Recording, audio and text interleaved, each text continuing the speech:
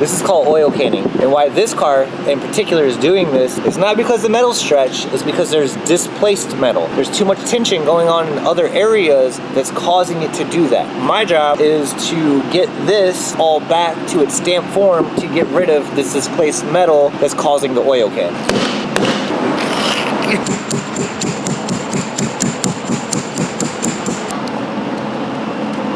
I've used this tab over 100 times.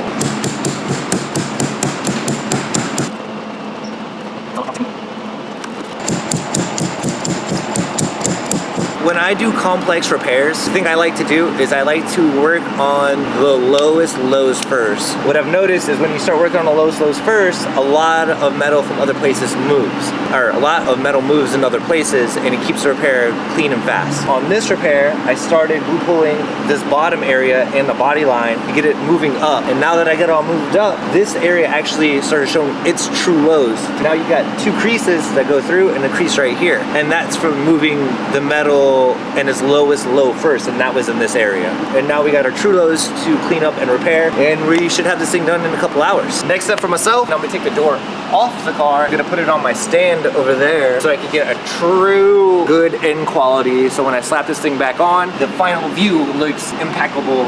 Yeah.